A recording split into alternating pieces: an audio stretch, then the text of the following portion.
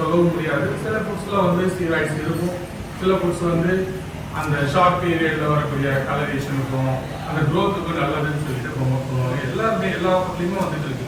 அதனால இந்த food best அந்த ஃபுட்டு பெஸ்ட்டு அப்படின்னு சொல்ல வந்த பொதுவாக இந்த ஃபுட்டும் வந்து முக்கியமான ஒரு காரணமாக இருந்துருக்கு. அதனால வந்து நம்ம ஃபுட்டை வந்து சூஸ் பண்ணும்போது ஒரு லாங் டேர்ம்ல ஃபிஷ்ஷுக்கு ப்ராப்ளம் கொடுக்கக்கூடாத ஃபுட்டை சூஸ் பண்றது ரொம்ப ரொம்ப நல்லது. மெயினா வந்து ஃபிஷ்ஷோட லிவரையும் கிட்னியும் வந்து நிறைய ஃபுட் வந்து டேமேஜ் பண்ணுது. இது எப்படி நீங்க எந்த ஒரு பர்டிகுலர் ஃபுட்டை சொல்லுங்கன்னா இண்டிவிஜுவலா அந்த ஃபுட்டுங்கிறத நம்ம ஸ்பெசிஃபிக்கா சொல்ல முடியாது. நம்ம பை சூஸ் லாங் டேர்ம்ல ஒரு ஜெனியூன் செல்லம் மூலமா எங்க இம்ப்ரூவ் பண்றாங்க பொறுத்து தான் அதை டிசைட் பண்ணும். இது வந்து ஃபிஷ்ஷோட லைஃப் டைமை வந்து கொஞ்சம் இன்க்ரீஸ் பண்றதுக்கு நம்ம கண்டிப்பா ஹெல்ப் பண்ணும். ரெண்டாவது, ஒரு ஃபுட்டில் வந்து ஜஸ்ட் எனி ஃபுட் எடுத்துக்க போட்டோம்னா 10 நாள்ல பயங்கர கலர் வருது, 10 நாளாக ஃபுட் வருதுன்ற ஃபோக்கஸ் பண்ணி போக வேண்டாம். ஃபுட் வந்து லைட் வெயிட்டாக வருதா இல்லை சாலிடாக நம்ம கொடுக்கக்கூடிய ஃபுட் கலரில் வருதா. சப்போஸ் நம்ம ஒரு அனிமல் பிளட் ரிலேட்டட் ஏதாவது கொடுத்தோம்னா அது பீசஸ் வந்து பிளாக்காக வரும். மற்றபடி வேற இப்போ green colour algae related food அதிகமாக கொடுத்தோம், அந்த பீசஸ் வந்து அந்த வேஸ்ட்டுங்கிறது வந்து பச்சை கலரில் வரும். இதை வச்சு அந்த ஃபிஷ்ஷோட ஹெல்தி ஸ்டேட்டஸ்ங்கிறத நம்மளால கண்டுபிடிச்சிக்க முடியும். ரொம்ப ரொம்ப ஈஸியான டிப். இந்த இடத்துல நம்ம கண்டுபிடிச்சிட்டோம் அப்படின்னாலே ஃபிஷ்ஷுக்கு வரக்கூடிய மேக்ஸிமம் டிசீஸை வந்து அவாய்ட் பண்ணிக்கலாம். ஸோ இந்த ஒரு 5 டிப்பு தான் நான் உங்கள்கிட்ட ஷேர் பண்ணணும்னு நினைச்சேன். இதை தவிர உங்களுக்கு வேற ஏதாவது டவுட் இருந்தாலும் கேளுங்க. நான் ஒன் சைடாக நான் பேசுறத நீங்கள் கேட்டு நான் சொல்றது கொஞ்சம் யூஸ்ஃபுல்லாக இருக்கும். ஏதாவது டவுட்ஸ் இருந்ததுன்னா செல்லட்டை எப்படி இருக்கணுமோ அதே தான் ஆஃபீஸ் இருக்கணும்னு ஆசைப்படுறாங்க. அதே மாதிரி துணி கடையில் நீங்கள் சேர சொன்னீங்கல்ல, அதே மாதிரி தான் வீட்லேயும் நல்லா கலர்ஃபுல்லாக இருக்கணும்னு ஆசைப்படுறாங்க. அப்போ அது மிரரு அந்த ஃபிஷ் பேரட் ஃபிஷ்ஷோ இல்லை எதையோ, அதாவது ஃபிஷ்ஷோட அக்ரஷனை வந்து தூண்டுறதுக்காக நீங்கள் பண்ணுறது தான் வந்து அந்த க்ரூமிங் மிரர். அந்த ஃபிஷ்ஷை அந்த மிரர் பார்க்கும்போது அந்த பாடியில் நிறைய கெமிக்கல் சேஞ்சஸ் நடக்கும், ஹார்மோன் சேஞ்சஸ் நடக்கும். அது இருக்கக்கூடிய கலர்லேருந்து கொஞ்சம் எக்ஸ்ட்ராவாக காட்டும், கொஞ்சம் காட்டும், கொஞ்சம் காட்டும். அது செல்லர் பாயிண்ட்ல கிடைக்கும். ஆப்வியஸ் எதுக்கு அதை பண்ணி பார்க்கணும், அது வேணும்ன்றாங்க சார். அது வேணும்னா ஒன்றும் பண்ண முடியாது. ஆனால் அது பண்றது நல்லது கிடையாது. நீ வந்து அவங்க செல்லர் டெய்லி யூஸ் பண்ணிட்டு இருப்பாங்க. சேல் பண்ற டைம்ல ஒரு வீடியோ எடுக்கிற டைம்ல மட்டும் தான் என்ன பண்ணுவாங்க, அதை பண்றாங்க. வீட்டில் நீங்க டெய்லி வச்சுட்டே இருந்தா ஃபிஷ்ஷோட அக்ரஷன்ங்கிறது ரொம்ப அதிகமாக இருக்கு. அதோட லைஃப் டைம் குறைக்கிறதுக்கு அதுவே பெரிய ரேரா யூஸ் பண்ணலாம். ஆனால் அது ஒரு மோட்டிவா செல்லர் எனக்கு இப்படி கொடுத்துருக்காங்கன்னு டெய்லி ஒரு ஃப்ளவரன்ஸுக்கோ ஒரு ஃபைட்டர்ஸ்க்கு ஒரு பேரண்ட் நீக்கி விட்டா அதோட பிசியாலஜி அதோட உடம்புல இருக்கக்கூடிய ஆர்கனோட ஃபங்க்ஷன்ஸ் கண்டிப்பாக பாதிக்கும். அக்ரேஷன் காட்டு கண்டிப்பாக அக்ரேஷன் காட்டக்கூடாது. அதை நம்ம வந்து பெட்டா வளர்க்குறோம். என்னது பெட்டை போய் நம்ம வந்து வெளியே எத்தி பார்த்துட்டு இருக்கோமா, தப்பு.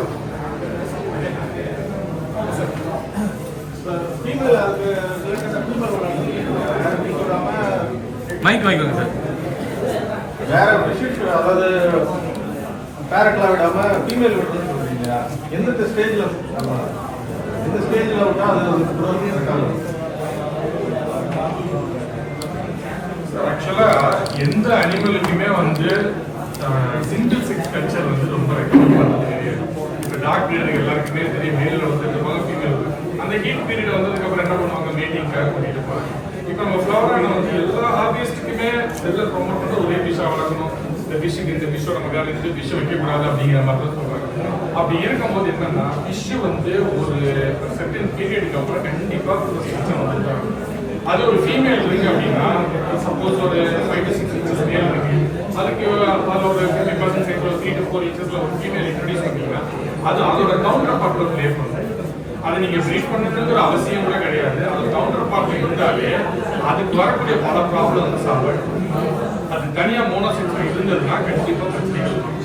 சின்னதுலேருந்து நீங்க க்ரூம் பண்ண முடிஞ்சா தாராளமாக க்ரூம் பண்ணலாம், ஒரு வெயிட்டிங் பிளேஸ்லாம் வச்சு பண்ணலாம். அப்படி இல்லை ஒரு பர்டிகுலர் ஸ்டேஜுக்கு அப்புறம் வந்து பார்ட்டிஷன் கிளாஸோ இல்லை நெட்டோ வச்சு செப்பரேட் பண்ணிட்டு ஃபர்ஸ்ட் ஸ்டைலிங் இருக்கும், அதுக்கப்புறம் நம்ம சேர்த்துக்கலாம். ஒரு 50% சைஸ்ல இருந்ததுனாலே இப்போ ஒரு ஃபிஷ் நல்லா இருக்கு, சடனா திடீர்னு நல்ல ஃபுட் இருக்கு, water week months water change பண்ணிடணும், நல்ல ஃபில்ட்ரேஷன் எல்லாமே இருக்கா, நல்ல கலரேஷன் இருக்கு. ஆனால் சடன் சேஞ்சாக ஒயிட் குக் வந்துடுது.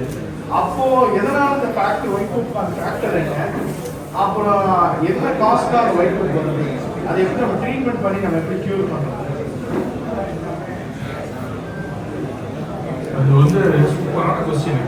இந்த ஒயிட் பூப்பு வந்து 2-3 வகையில வரும். ஃபர்ஸ்ட் வர்றது வந்து பாராசிட்டிக் ஒயிட் பூப்பு. இந்த பாராசிட்டிக் ஒயிட் பூப்புங்கிறது என்னன்னா, இப்போ நம்ம டிவார்மிங் டேப்லெட்ஸ்லாம் கொடுக்குறாங்கல்ல, மெபெண்டசோல் அப்படின்னு சொல்லுவாங்க. அதாவது வயிற்றுல இருக்கக்கூடிய பூக்கள் எடுக்கிறதுக்காக உள்ள டேப்லெட். இது மூலமா வர்றது ஒயிட் பூவோட ஒரு டைப். ரெண்டாவது வந்து ஸ்ட்ரெஸ்னாலையும் வரும். அதாவது இன்டர்னலா வயிறு இருக்கு பார்த்தீங்களா, வயிற்றோட ஒரு வீக்கஸ் லேயர் வந்து தனியா வர்றது ஒரு விதமான ஒயிட். மூணாவது வர்றது இந்த 3 ஒயிட் பூக்கும் உங்களுக்கு டிஃபரன்ஷியேட் பண்ண தெரியும்.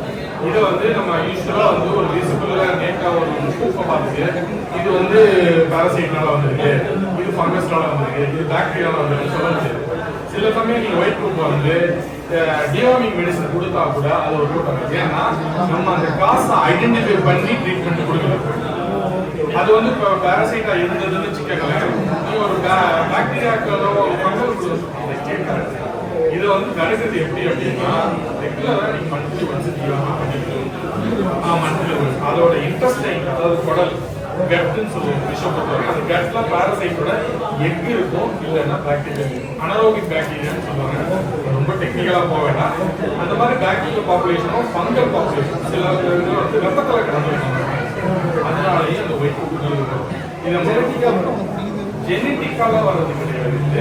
இது வந்து அந்த ஃபிஷ்ஷோட அந்த என்விரான்மெண்ட் ப்ராப்ளம்னால பாராசைட்னால வர்றதுக்கு ஒரு ஒயிட் பூ மட்டும்தான் கிளியர்னு ஒரு மெடிசன் வந்து வாயில கொடுக்குறது, வாங்க கொடுக்குறது. இது பாராசைட்னால வந்தா மட்டும்தான் குணமாகும். இப்போ இந்த ஒயிட் பூவோட கம்பைன் ஆகி இன்னும் ஒரு டிசீஸ் வந்து வச்சுக்கோங்களேன், நீங்க ஒயிட் பூக்கு எவ்வளவுதான் மெடிசன் கொடுத்தாலும் அது கூடாது. ஏன்னா அந்த பிரைமரி டிசீஸ்ங்கிறது ஒரு பாக்டீரியாவா இருக்கலாம், செகண்டரி டிசீஸ்ங்கிறது ஒரு பாராசைட்டா இருக்கலாம். நீங்க டிக்ளேர் பண்றது எதை செகண்டரி டிசீஸ். இந்த காஸ் ஐடென்டிஃபை பண்ண ரூட் காஸ் எதுங்கிறத பார்த்து அதுக்கும் சேர்த்து கொடுத்தாதான் அது கிளியர் ஆகும். அதனாலதான் சில பேர் சொல்லுவாங்க ஒயிட் பூக்கு இந்த மெடிசன் கொடுத்து எனக்கு ஒர்க் அவுட் வச்சுருவாங்க. இன்னொருத்தருக்கு அதே ப்ராப்ளம் வந்திருக்கும், அந்த ஒயிட் பூக்கு ஒர்க் அவுட் ஆகாது. அப்ப காரணம் என்னன்னா பிரைமரி காஸ் ஒன்னா இருக்கும், செகண்டரி இருக்கிறது இன்னொன்று இருக்கும். ஸோ நம்ம ட்ரீட்மெண்ட் கொடுக்கும்போது ரெண்டையும் கம்பைன் பண்ணி கொடுத்தா அது ரிசல்ட் வந்து வீக்காக இருக்கும். ஓகே சார், இப்போ ஓகே நீங்கள் சொல்கிறீங்க ரெண்டு டிசீஸாக இருக்குன்னு சொல்கிறீங்க. இப்போ டாக்னா நமக்கு தெரியும்னா பிளட் டெஸ்ட் பார்த்துருவோம். பிளட் டெஸ்ட்டில் பார்த்தா கிட்னின்னு இதில் என்னன்னு தெரிஞ்சிடும். டோட்டல் ப்ரோட்டீன் ஏரியா ஈஸியாக கண்டுபிடிச்சிடும். பட் மீனுக்கு நம்ம அப்படி பண்ணணுமா தெரியாது. சில கிளைமேட் சேஞ்ச் தான் அப்படி ஆகுது. அப்போ நம்ம அந்த டிசீஸ் என்ன டிசீஸ் நம்ம எப்படி டேர்ன் பண்ணுறது? இதுவும் வந்து சூப்பரான கொஸ்டின். இது வந்து இதோட பேச போறதுக்கு முன்னாடி பொதுவான அனிமல் சயின்சஸ்ல வந்து ஹியூமன் சயின்ஸ், அதாவது மனுஷனை பத்தி படிச்சிருக்கக்கூடிய ஸ்டடிஸ் வந்து ரொம்ப அதிகம். மனுஷனுக்கு அடுத்து வந்து வெட்டனரி லெவல்ல நிறைய ஸ்டடிஸ் கம்ப்ளீட் பண்ணிருக்காங்க. ஆனா ஃபிஷ் லெவல்ல இன்னும் டயக்னாஸ்டிக் ப்ரொசீஜர்ஸ் கண்டுபிடிக்கல. இப்ப நீங்க சொல்றீங்க அந்த ஒயிட் பூ எதனால வந்திருக்கு அப்படின்னு கண்டுபிடிக்கிறதுனா ஒண்ணு இல்ல, அந்த ஒயிட் பூ சாப்பிட்டு பக்கத்துல உள்ள லேப் வெட்டனரி லேப்ல போயிட்டு அதுல என்ன பாராசைட் இருக்கு, இல்ல பாராசைட்டோட எக் இருக்கா, இல்ல கேண்டிடா அப்படின்னு சொல்லிட்டு ஒரு ஃபங்கஸ்ல ஒரு விதமான இன்ஃபெக்ஷன் இருக்கு, அது இருக்கான்னு பார்க்கணும். இது வந்து பை எக்ஸ்பீரியன்ஸா இருக்கும்போது அந்த பூவோட நேச்சரை வச்சு நம்ம இதுன்னு கண்டுபிடிக்கலாம். அது பை எக்ஸ்பீரியன்ஸ். பிகினருக்கு தெரியல அப்படின்னா அதை எடுத்துட்டு போய் சாம்பிள் கொடுத்துட்டு அது என்ன இருக்குன்னு பார்த்துட்டு கொடுத்தீங்கன்னா தான் அது கரெக்டா இருக்கும். நம்ம வாட்டர் தனியாக சேச்சுரேட் அதை பூக்கு நம்ம கொண்டு போகிறோம். அது மினிமம் டெம்பரேச்சர் சாலிடாக.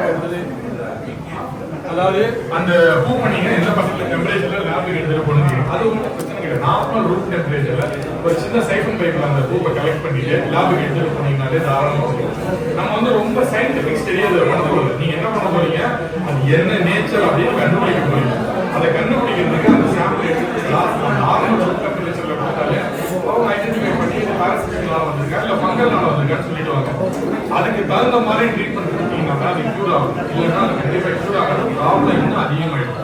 சப்போஸ் குழு அதிகமாக இருந்தது அப்படின்னா குடல்ல வந்து ஸ்நாக்ஸ் மாதிரி ஃபார்ம் ஆகி ஃபிஷ்ஷோட அதுக்கு அல்சர் மாதிரி ஃபார்ம் ஆகும். அது பிரச்சனை காம்ப்ளிகேஷன் ரொம்ப அதிகம்.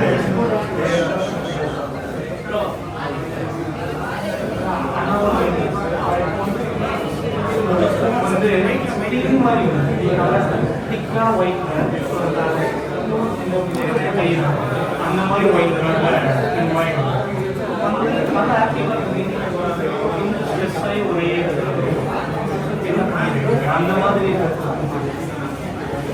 நீங்க ஜென்ரலா நீங்க சொல்றது வந்து ஸ்டொமக்ல வந்து லீனிங் அப்படின்னு சொல்றாங்க. அதாவது சரியா சாப்பிடலன்னு சொல்லுவாங்க.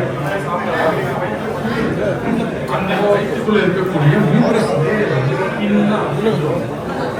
இல்ல ஸ்டேஜுக்கு போயிருங்க ப்ரோ, ஸ்டேஜுக்கு போயிருங்க. அந்த காம்பினேஷன் மேலே போயிருங்க. மேலே அனுப்பிச்சிடலாம் பேசாம. இப்படி எடுக்க முடியல. மேலே போனா மைக் கூட சேர்த்து பேசுவாங்க. மேலே வச்சு பேசுங்க ப்ரோ.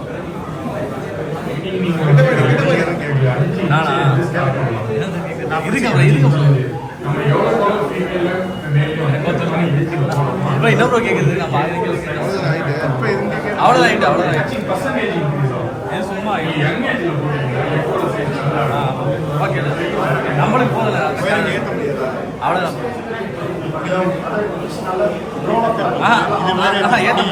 ஓகே ஆமாம்ல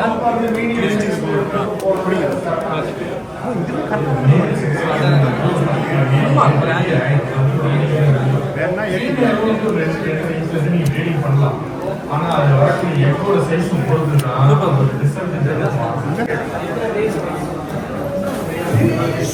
பரா நடுவில். ஓ டைம் ஆயிடுச்சா? டிவாமிங் பற்றி ஏதாவது கேட்குறாரு. கேளுங்க, கேமரா பார்த்து சொல்லுங்கள். ப்ரோ இந்த கேமரா காம்படிஷனுக்காக ஃபீஸ் எல்லாம் கொடுத்துருக்கோம். அது இல்லாமல் நம்ம எப்போ வந்து திரும்ப நம்ம எப்போ அங்கே நின்ட்டாரா? நாளைக்கு ஒரு வாட்டி வாங்கி போகலாம்.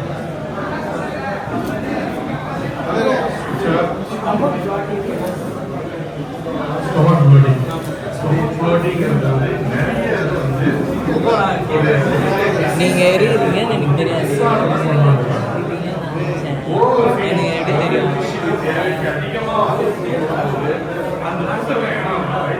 எக்ஸ்பேண்ட் ஆகும்.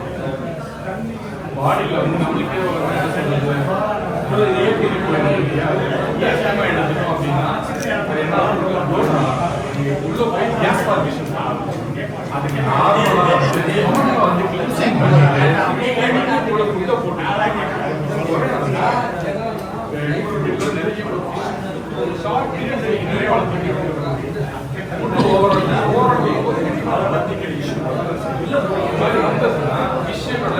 டிசீஸ் ரெசிஸ்டன்ஸ் பவர் ரொம்ப வியாதி வந்து டக்குன்னு அதை அட்டாக் பண்ணும். வீடை கண்ட்ரோல் பண்ணிட்டாலே ஆமா ஆமா ஃபீல்ட்ல கண்ட்ரோல் பண்ணலாம். முடிஞ்ச அளவுக்கு வந்து வெரைட்டி டேட்ல போனீங்கன்னாலே டிவாமிங் கேட்டீங்களா? டிவாமிங் எவ்வளவு நாளைக்கு ஒரு தடவை பண்ணணும்னு கேட்டீங்களா? டிவாமிங் வந்து இவ்வளவு நாளைக்கு ஒரு தடவை பண்ணணுங்கிறது கிடையாது. அதாவது ஜெனரலா மந்த்லி ஒன்ஸோ 2 months ஒன்ஸோ பண்றது ரொம்ப அதாவது பேரி மருந்து மாதிரி தான். முன்னோர்களோட காலத்துல இருந்தே வந்து பேரி மருந்து சாப்பிடுறதுங்கிறது பழக்கத்துல தான் இருக்கு. இப்போ சாப்பிடும்போது என்ன ஆகும்னா வாய், வயிறு, குடல், மலக்குடல்ங்கிறது கிளீன் ஆகும். ஃபிஷ்ஷுக்கும் அந்த மாதிரி இருந்ததுனாக்கா பிரச்சனை வராமல் நிறைய தடுக்க முடியும். ஏன்னா ஒரு பர்டிகுலர் பாக்டீரியா வந்து குடல்ல வளர ஆரம்பிக்கும். அது வளர ஆரம்பிச்சதுனால என்ன ஆகும்னா ஆட்டோமேட்டிக்காக இந்த பவரான மட்டும் எல்லா ஃபிஷ்ஷுக்குமே காணும். ஒவ்வொரு அறிவியாக அடிக்கிட்டே வரும். மந்த்லி ஒன்ஸ் பண்ணுறது நிறைய பேர் அந்த சப்ளிமெண்ட்ஸ் நான் சொன்னேன் இல்லையா? அந்த சப்ளிமெண்ட்ஸுக்கு ரெகுலராக மெயின்டைன் பண்ணிக்கணும். மீனுக்கு எவ்வளோ தூரத்துக்கு இம்யூனிட்டி பவர் இருக்கோ அவ்வளோ தூரத்துக்கு வந்து ரொம்ப நாளைக்கு தாங்கிக்கணும். முன்னாடி தொடரணும். இந்த மாதிரி நிறைய ஹாபியஸ்ட் வரணும், பார்ட்டிசிபேட் பண்ணணும். இன்னும் நிறைய டேக்ஸ் போட்டு இன்னும் ஒரு பெரிய இடத்துல பண்ணணுங்கிறது என்னோட ஆர்வம். நம்ம எல்லாருமே சேர்ந்து அந்த ஆர்கனைசருக்கும் கண்டிப்பாக சப்போர்ட் பண்ணணும். இது வரைக்கும் என்னுடைய பேச்சை கேட்டதுக்கு ரொம்ப ரொம்ப நன்றி. மறுபடியும் இன்னொரு சொல்றேன். Thank you sir. இதுக்கு ஏதாச்சும் ஒரு சொல்லிக்கலாம் இருக்குமா? என்ன மாதிரி செலக்ஷன் பண்ணணும்? ஸோ எப்படி வந்து நம்ம அப்சர்வ் பண்ணணும்? ஆக்சுவலாக இது ஒரு ஹாபி சைட்லேருந்து காம்படிஷன் கேட்குறீங்களா இல்லை ஜஸ்ட் வீட்டில் வளர்க்குறதுக்கு? ஆப்வியஸ்டாக ஒரு காம்படிஷன் வந்து நம்ம வந்து போகிறோம்போது இந்த மாதிரி வந்து காம்படிஷன் மோஸ்ட்லி நீங்கள் எல்லாருமே ஆசைப்படுறது காம்படிஷன் பேர் தான். ஒரு சப்ளையரா இல்லை ஒரு இம்போர்ட்டராக நான் இம்போர்ட் பண்ணாலும் நான் 50 மீன் எடுத்தாலும் அங்கே செலக்ட் பண்ணி தான் எடுத்துகிட்டு வரப்போகிறேன். அந்த 50 மீனும் எனக்கு நல்லா தான் தெரியும். பட் அதில் காம்படிஷன் எது போடலாம் எது போட முடியாதுன்றது கேபிலிட்டி எங்களுக்கு தெரியும். பட் ஆஸ் எ செல்லர் வந்து ஃபஸ்ட்டு யாருமே வந்து அவங்க எடுத்து வர மீன் நல்லா இருக்குன்னு சொல்ல மாட்டாங்க. யாராக இருந்தாலும் அதை ஒத்துட்டு தான் ஆகணும். ஓகேங்களா? செல்லராக இருக்கிறவங்க இது தெரியும். ஒரு ஃபிஷ்ஷு இந்த சிசி கேட்டகரினா அதுக்கு பாடி ஷேப் அந்த அளவுக்கு பெருசாக இம்பார்ட்டன்ஸ் வராது. சிசியில் மெயினாக பார்க்க வேண்டியது அதோட ஹெட்டோட ப்ரொபோஷன்ஸு, அதோட மார்க்கிங்ஸு, கலர்ஸு, இதுதான் மெயினாக வரும். டெய்ல் ஓரளவுக்கு ஓகே. ஏன்னா இப்போ F3 F4 எல்லாமே சிசி கேட்டகரியில் வரனால அது கொஞ்சம் அப்படி பார்க்குற மாதிரி இருக்கும். மற்றபடி சிசிக்கு பெருசாக இருக்காது. ரொம்ப ப்ராப்பர் பாடி ஷேப், அது ப்ரொபோஷன் ஆஃப் த ஹெட், தென் அதோட டெய்ல், மெயின் திங் மவுத்து, டெய்லு, ஹெட்டோட ப்ரொபோஷனு, பாடி ஷேப், இதெல்லாம் கம்ஃபர்டாக இருக்கும்.